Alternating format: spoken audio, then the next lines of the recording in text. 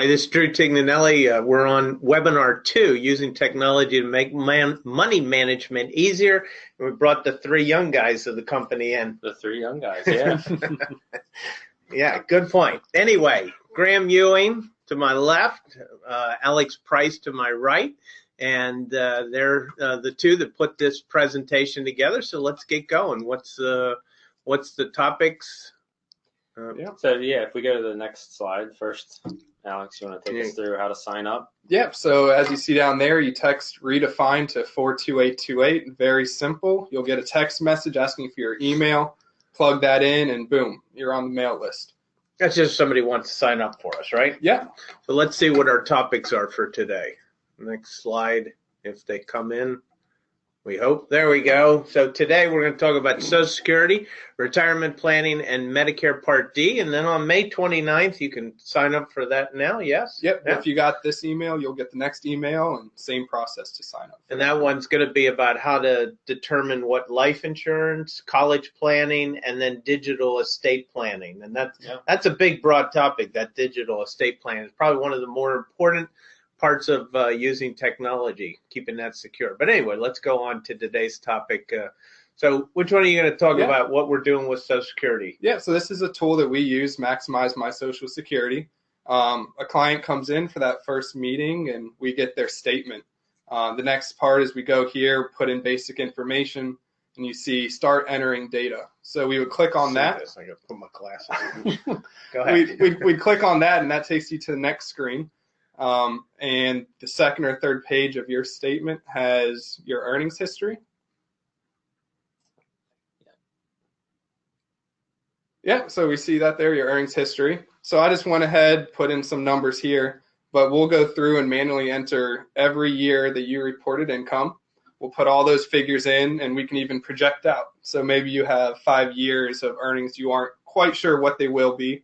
We can put in an estimate for that. Covered or non-covered earnings, and we'll do that for you and your spouse. So we put those in. We'll say, well, what if we want to collect at 67? We can choose any age that we want. The top there, what if filing date summary. So you'll see about 1.6 million benefits, and then we'll say you live to age 96, and they'll run the numbers, and the maximized age to collect will come out, and in this case, it's wait till 70. So what this is doing is it's saying, if you want to just know how you're going to get the most out of Social Security, assuming you live to 96, then waiting until 70 for both Tom and Laura was the better strategy. But your what-if scenario says at 67, what would it have been? They would have been a couple $100,000 less. Obviously, the answer is you got to know when you're going to die. Yeah, you tell us when you're going to die. We'll tell you exactly when to start collecting. So this maximizer is merely a tool to analyze how much would we give up if we started a little earlier versus a little later. Mm-hmm. And then you got to project out what you think your life expectancy is going to be. That's the goal of this tool. It's not to say, oh, the maximizer says age 70, so boom, you got to go 70.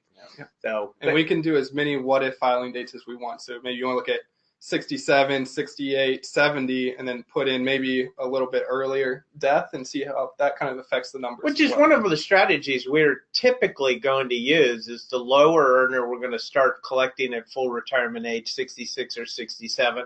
The higher earner we're going to typically wait until 70. Mm-hmm. And I bet you if we ran that analysis, we'd probably be only off by about 75,000 from the maximized if they both lived to 96. But, there's a lot more to this, but this is a tool I think is extremely beneficial to all retirees. But now remember that when we do these seminars, we talk about what we do, but we also talk about free things that are out there too. And this is a free one. Yep. So I went on and just Googled Social Security calculator. This AARP one came up. And the first screen on the left, so basic information, just like we started. But you see number 4 there is your average annual salary. So this isn't taking into account those years you just started out with maybe a couple thousand versus where your income's at now. It's very generic. And you go through, estimate your benefits, and on the right you'll see monthly, ages 62 up to 70, roughly what it would be. So it's lacking a lot of the detail that Maximize My Social Security has, as well as the manipulability of it going through with the what if. But it still can give you some general ideas. As you can see, step 3 gives you a maximize your benefits, and then they try to help you interpret what that means. But you're right, it's just it's a relatively, but it's free. So yeah, it gives you a starting point. It gives you a good starting point, and if you don't have a professional advisor you're working with, it's probably a tool that can help you a little bit with that. And while AARP, has a pretty good Social Security calculator, they do a lot of things out there. And even though we're showing everybody this, Financial Consulate isn't necessarily endorsing or recommending that you use, all AARP products out there. In fact, we don't. We've talked about AARP before. I was leaving it pretty neutral. Yeah, I understand, but I did an expose on this group back 10 years ago, right? Sure. So. But you guys don't want to talk about that now. We're going on to the next thing, and we have a sort of delay. So this is retirement analysis. Now, is this where you come into? This is where I come in, and while Mike's bringing up Money Guide Pro here, we're going to just talk about what it is. So it's the retirement planning, right? We think that becoming more and more collaborative with the client is really, really important. So, and this is a tool that does exactly that. So we're certainly bringing in a lot of our expertise, but we're creating this plan with the client. So today, Alex has actually created a sample plan for us. And what are the names? We got Tom and Laura Wilson here, okay, Maryland residents. So we got some basic information here, which of course is very, very important. Why don't we start with a questionnaire? We do start with a questionnaire. So for anybody that is a client of ours and has not done this yet, we definitely recommend doing that. You should contact your RM to set that meeting up. But yes, Drew, the questionnaire, actually Alex has a version right there, brought in a prop. Which is like 15 pages long. At least, yes. And we found it, it actually can sort of stalemate a client because they'll look at it and their eyes will glaze over and say, wow, that's a lot of work. So we've actually started to refine it. We have, yes. And that once you contact the RM, they're going to send that refined questionnaire back to you. Which is what, 2 pages? It's just a hair over a page. Yeah. So it's a lot easier to do than that, because the reality is, we're working with them together. We know a lot of the information that this specific questionnaire asks. So, we have something much more streamlined. But the way to determine when can you retire, it's not a dollar amount. It is, what are your goals? So the answer is going to be different for every single person. So the first thing that we collect beyond the questionnaire are, what are the goals for retirement?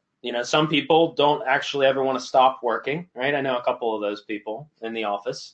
But retirement, in my mind at least. You're too young to be thinking about that, Alex. In my mind at least, just means that you're financially independent.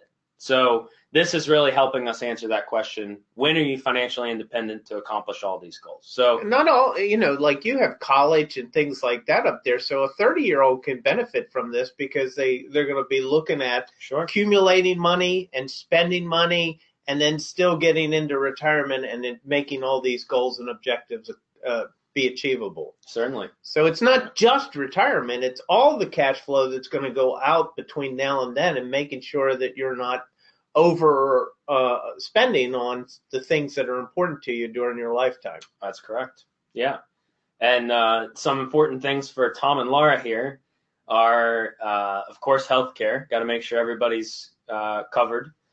Then they're going to have a celebration in 2025. What are they doing in 2025? Wedding anniversary. Wedding anniversary. 25th, all right. I think it was. So they're getting married, or is this for a child? The hopeful daughter, Christina. Christina. Yep. Gotcha. So spending $30,000 on her wedding. And then we have travel. So the wedding and celebration, these are one-time goals, but the travel, this is a recurring goal. The $5,000 here happening for 15 years in a row. This is all on top of the basic living expense, which is going to cover your housing, clothes, groceries, all that good stuff. And these numbers can be larger. We've had clients that have 300,000 and 400,000 in that retirement basic living expense. So it can be low, it can be high. It's up to, like you say, it's unique to each client. It is. And this here is kind of the first part that we go through. But the second part then is, well, what's going to support these goals?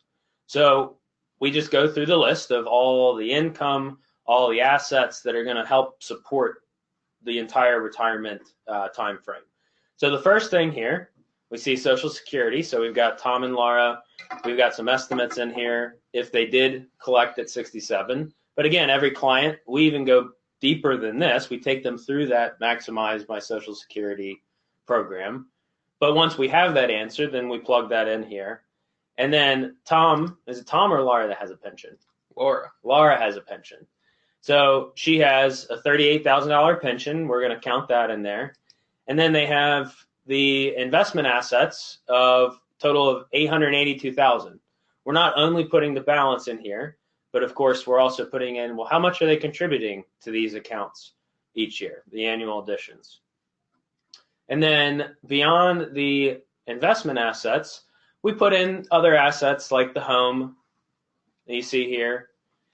And then the other thing are the liabilities. In this case, they just have a mortgage. And there's lots of other categories like stock options, restricted stock units, insurance. There's lots of things we can plug in here. There is. And it's a very great tool that it simplifies a lot of things for the client, but it's also a very detailed calculation. You can put a lot of detail into this as well.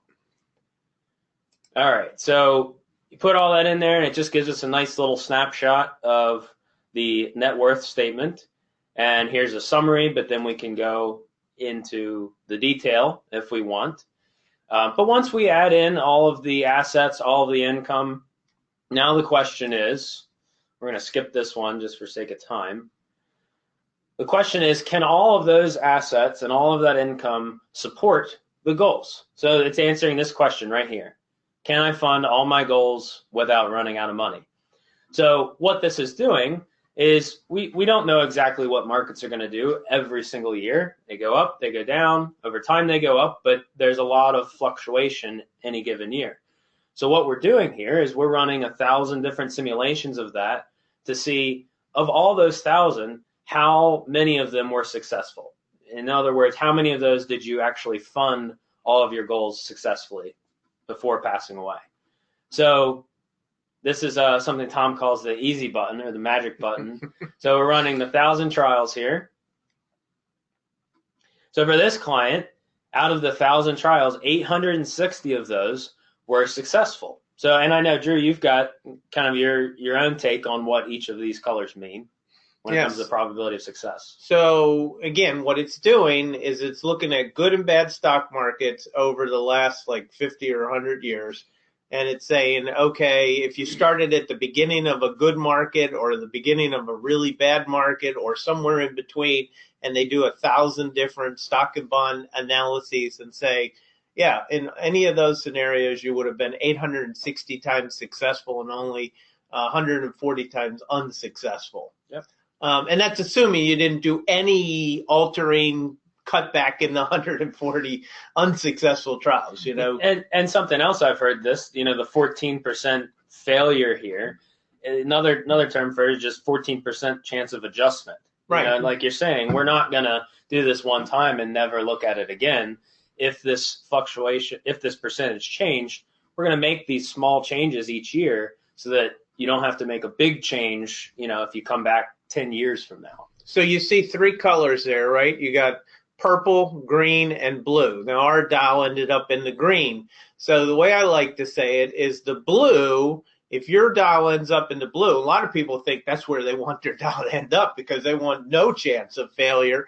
If it ends up in the blue, you're underestimating how much you can live on because all you want to do is leave a whole bunch of money behind to your children.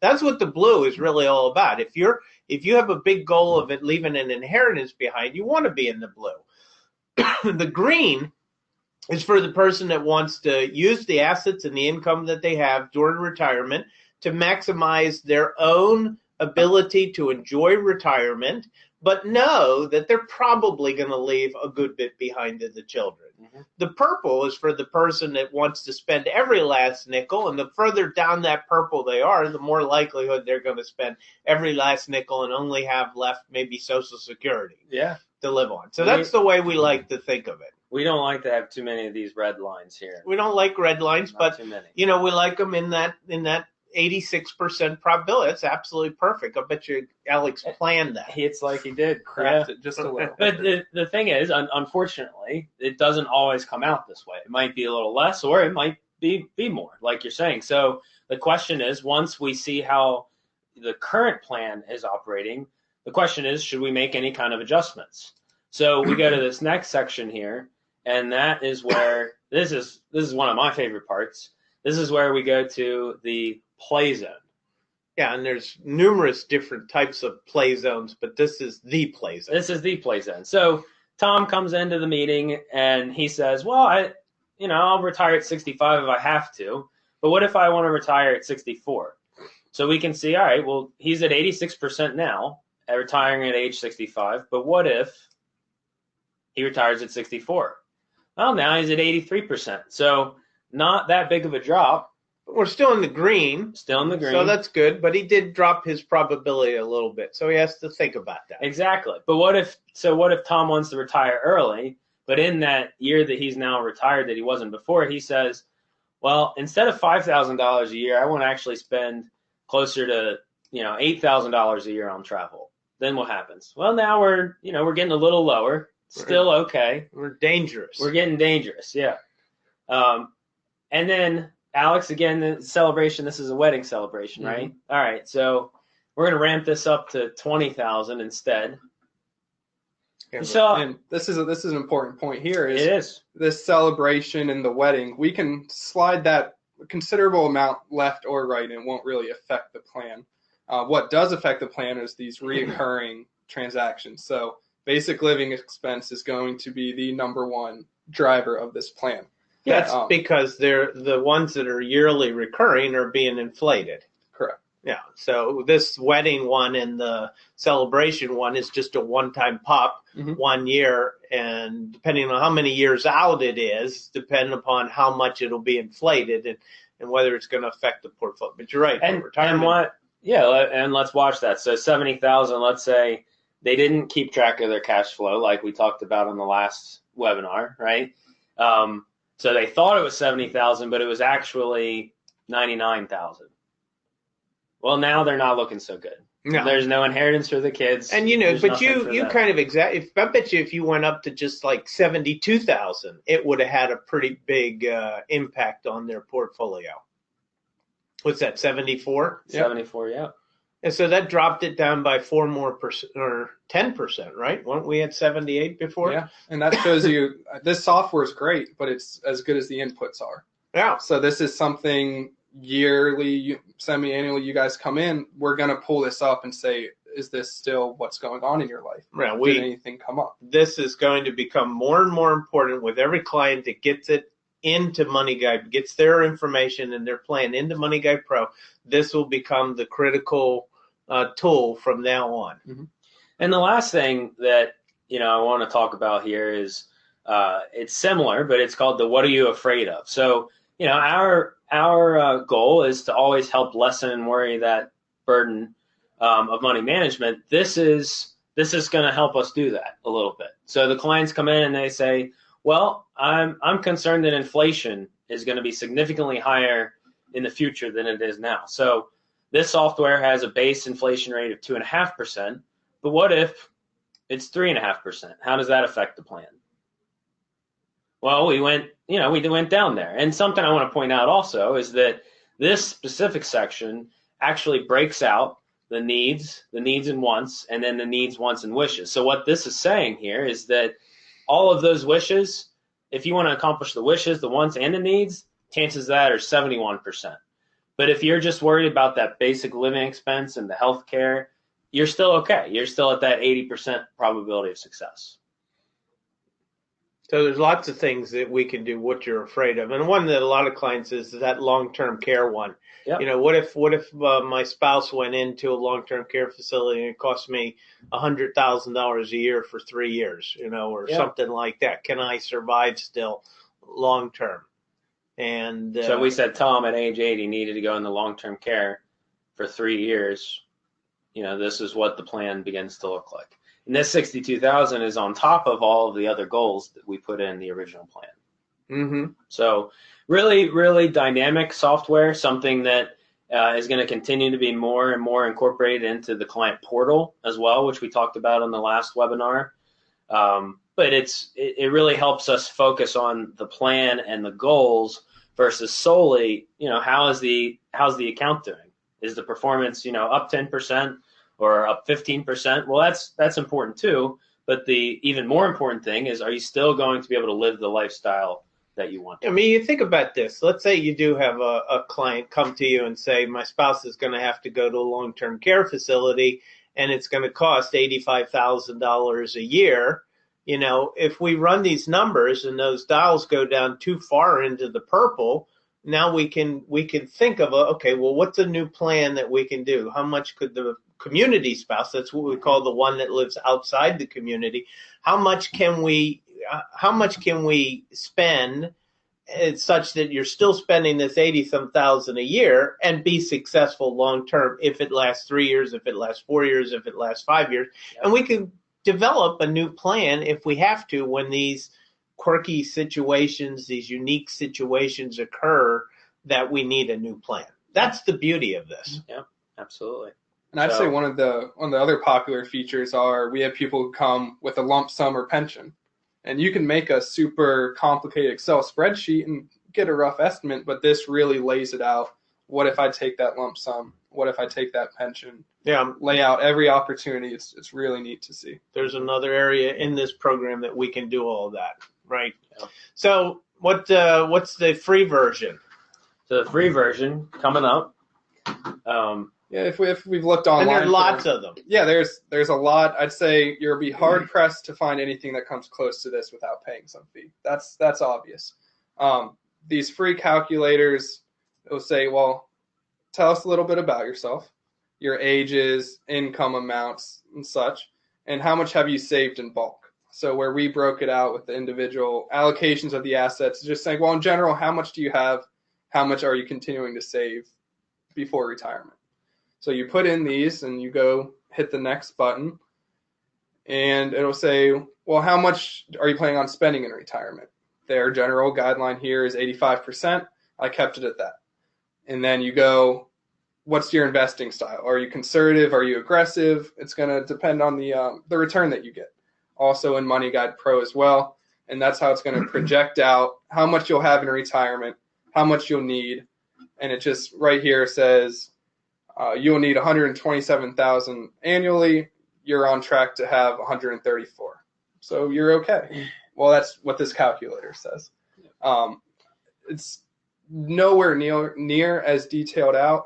It gives you a general idea. I mean, obviously, if you are way below that number, you know something's wrong. Right. If you're way above, well, take it with a grain of salt either way, because this is just very flat line projection. And this is very similar to those calculators you find on your 401k website, your 403b website.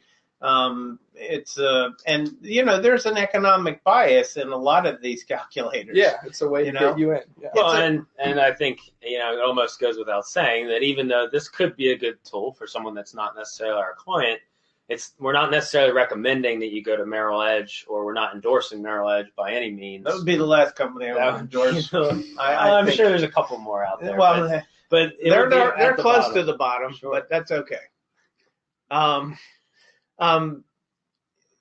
There's an economic bias that tries to scare you into thinking you need to save more and more money. That's what I have found with a lot of companies' retirement projectors. They design to try to scare you into never touching your money and accumulate more. Now, you know, you could argue that that's a good thing, but, you know, that's as much a bad thing as it can be a good thing. You really need to know that equilibrium. That's really the balance, you know, and so forth. So what's the next thing? Medicare, right? Yeah. So a couple months before, we have plenty of clients who come in and say, can you help me find this drug plan for Medicare Part D. So they come in and you go to Medicare.gov, you work your way through, and you simply put in your zip code, and it takes you here and says, what's the name of the drugs on your list? We went with just Lipitor here on the right. You type in Lipitor on the left, the right screen pops up, choose the milligrams, frequency, retail pharmacy or mail order, and you go through drug by drug for that list. I don't know if there's a limit. 25. So up to 25. We just did one for the sake of this. And in the top right, you see drug list ID. So let's say you don't finish it in this first try. You've got a really long list. You'll get a number, you plug that in, you pick up where you left off.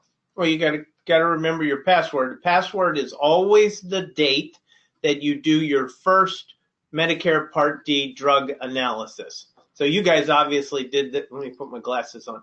On April 23rd, 2018, that was the day you did this. Yeah. So that will be your password forever. Now, why it didn't come up, I think you had to go through, to get your drug list ID number. You had to go one more step. And we'll see that on the next. Oh, you will? Yeah. All right, let's see that. This is the first page. So we'll go through to actually adding the pharmacy.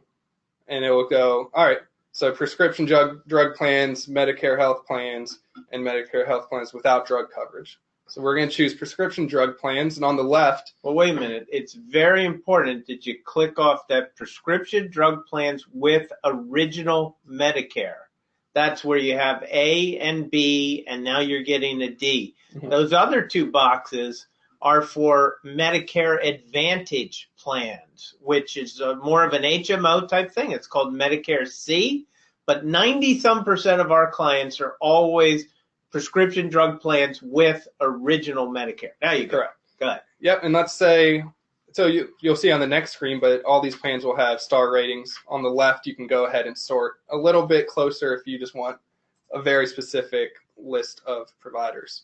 So this would normally have a list of like 5 or 10 different drug plans. Yeah. And you just took the top one, which was the one they considered to be the most, the star rating of these isn't like Amazon, in my opinion. I'm serious. I've studied this enough times that if it's a 5-star or a 3-star or a 2-star, it's almost like it's irrelevant. I have no idea where they come up with their stars from. I'm serious. I have no idea how they're coming up with them. I've had clients that have gone with 2 and 5 and 3, and the 5s have had a terrible experience, and the 2s had a great experience. So, And Drew, how often should someone go through this type of analysis? Technically, you should do it every October or November. So every year, if you're on Medicare Part, not everybody's on Medicare Part D. Sure. So if you retire from a company that gives you a Medicare supplemental plan, like the government, the federal government, the state government, a lot of big corporations, they give you a Medicare supplemental plan. Your prescriptions are built into the Medicare supplemental plan. Medicare D is only for people who have a private Medigap policy. Mm-hmm. And that's like, a lot of our clients in Maryland have Care First Medigap, or Mutual of Omaha Medigap, United Healthcare Medigap.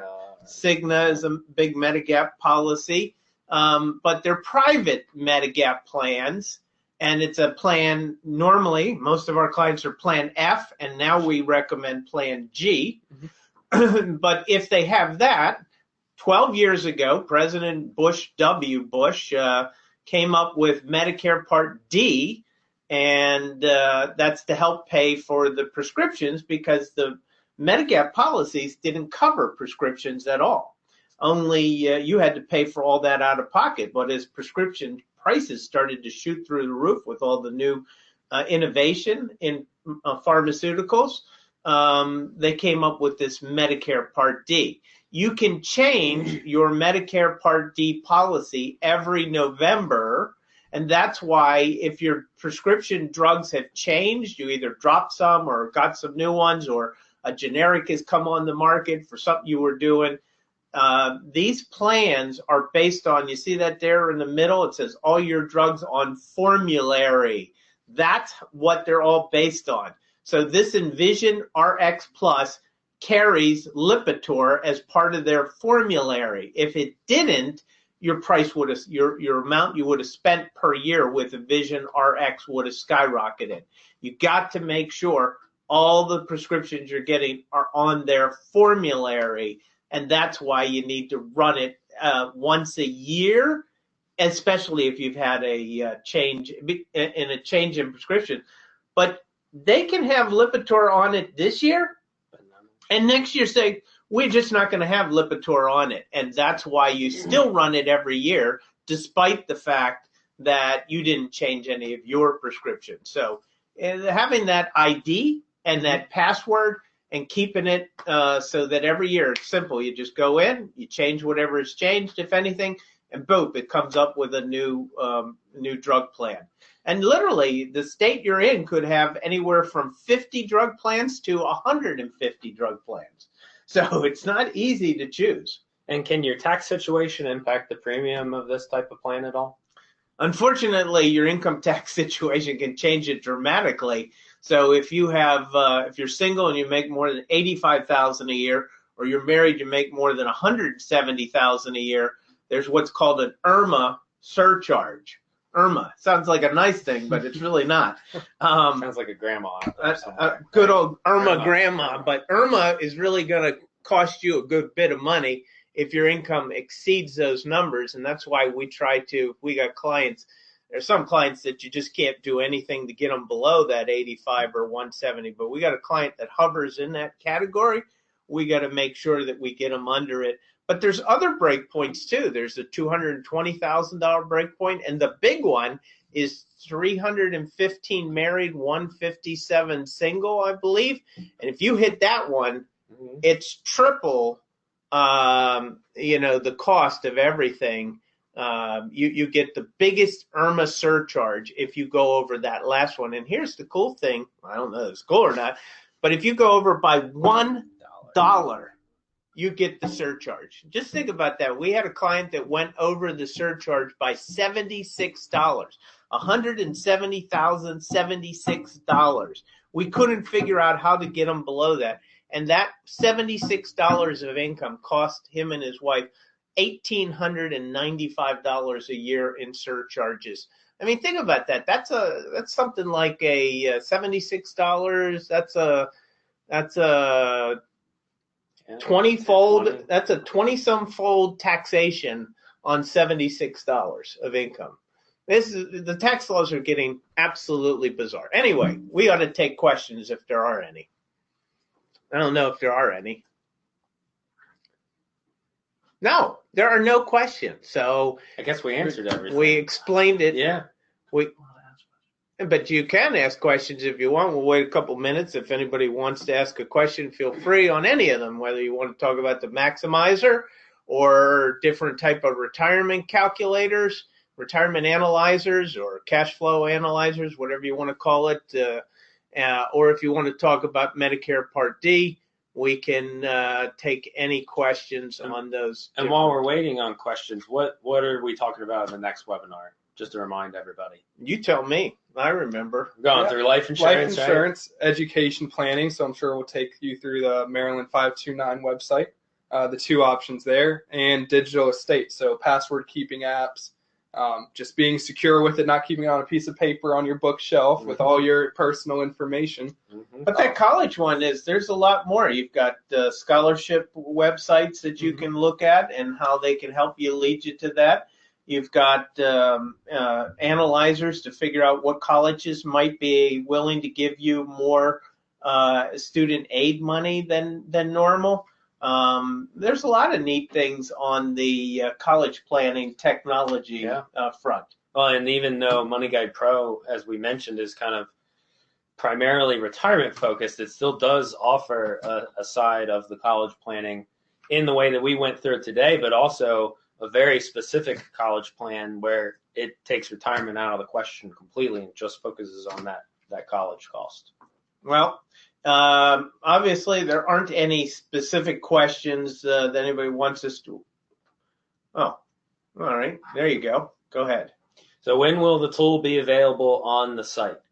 So that's from Phil. So assuming that we're talking about Money Guide Pro, that is available by contacting your RM, your relationship manager, and you will actually set up a meeting and go through it collaboratively with them. And once that's set up in your client portal, you'll actually be able to see your probability of success. And then hopefully in the next, year, they're hoping to have the Playzone available so that the client themselves can just kind of toggle around and see what would happen if this worked or that. Yeah, some type of variation of something. It won't that would be a change little the more plan, Yeah. but it'll just allow them to do some tweaking if they want to. Why don't you just tell people about Yodlee, which we didn't address, which goes in line with Money Guide Pro? Sure. So when we talked about that a little bit in the last webinar, but a couple things have developed since then. It is a tool that allows us to aggregate all of the assets, all of the liabilities that aren't necessarily under the financial consulate umbrella. So when we ask questions like, how is your 401k invested out there? How much money do you have in your emergency reserve? Yodlee is going to be able to actually aggregate all that information and show it in your client portal just for that one big picture. Yeah, and it's easy to get it in there, and all we got to do is, sit with the client for about 5 minutes. We can show them how to do it. If they want us to help them get it all in, we can do that over maybe a half hour at the most.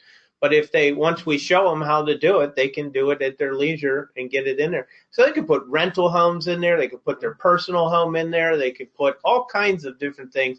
And then we should have a mobile app coming out in about 2 months that they'll be able to get available on that. All on the phone. And the beauty of Yodlee is that it updates every single day. So, and that'll flow into Money Guide Pro. So we'll actually have, updated numbers each day in Money Guide Pro that we can get an up-to-date answer on your probability of success. All right. No other questions. So we might as well just wrap it up. Thank you.